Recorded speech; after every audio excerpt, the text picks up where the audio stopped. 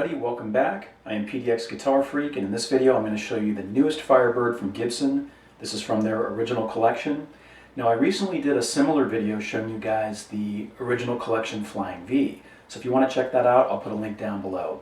Now I do want to give a quick shout out to Christian over at Sweetwater, who once again helped me in the acquisition of my latest guitar.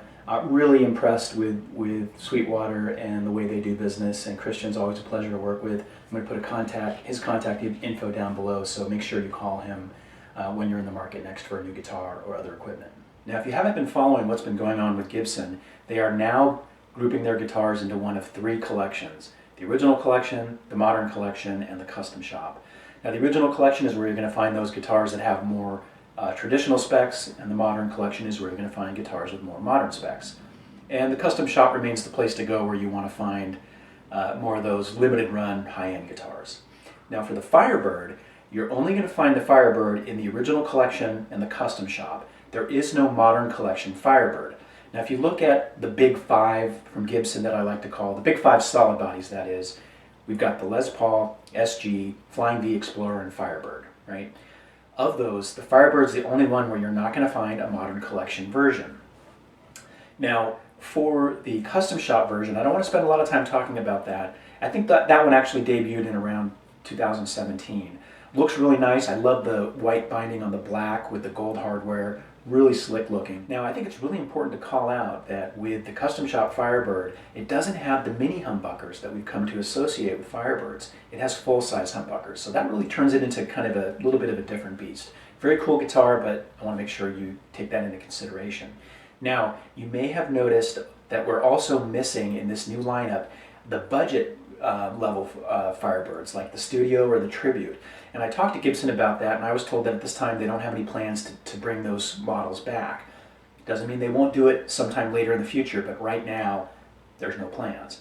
Okay, but if you're looking for one of those budget models, the Studio or the Tribute, you can still find those. If you want to buy one new, you can find them new too. 2017, 18, and 19 models are still available at some of the big online retailers, so keep that in mind. Now one thing to keep in mind about those budget Firebirds is that the one key differentiating factor between those and the standard Firebird is they do not have the neck through body design. They have a set neck, like you'll find on a Les Paul or an SG, etc., but they don't have that classic neck through body design where it goes all the way through the body, which is one of the, kind of the hallmarks of the original Firebird. So keep that in mind. All right, let's go through the specs now. So as I said, one of the things that makes the Firebird unique in the Gibson catalog is that the neck through body design, right? There's one piece of wood that goes from the top of the neck all the way down through this middle slab here that protrudes, sticks out a little bit, all the way down through. All the other Gibsons have, the set neck where it's glued in. And that's one of the things, again, that makes the Firebird unique. It's 9 plies of mahogany and walnut. You can see some of the stripes in there. I love that. I think it looks really nice. And for finishes, you have, this is the cherry finish, but of course you do have the classic tobacco sunburst. Now I gotta say, and hopefully people don't hate me for this, I'm not a big fan of the tobacco sunburst. I respect it as the classic Firebird finish, but I don't know, it's kind of like when I see the cherry on an SG, it just kind of bores me a little bit. So I gravitated toward this cherry, which looks really nice. All right, so next we have the Tune-O-Matic bridge, and then we have Gibson's Firebird pickups. And Gibson describes them as being tighter and brighter than your typical humbucker. They're kind of like mini humbuckers, right? Now I would agree that they are a little bit brighter than your typical humbucker, and there's a little bit more of the low end rolled off compared to a standard humbucker, but they sound humbuckerish to me, okay?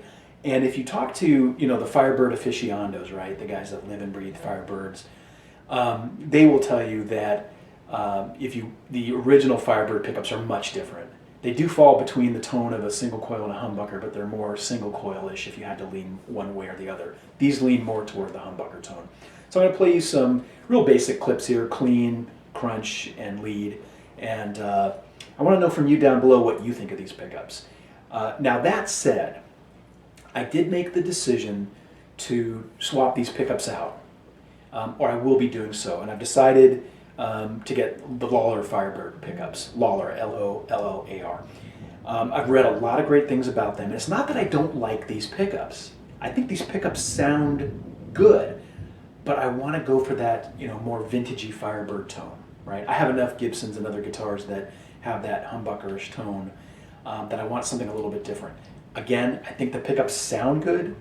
I'm going to go for those Lawlers because I want that vintage Firebird type tone. All right, let's jump into that.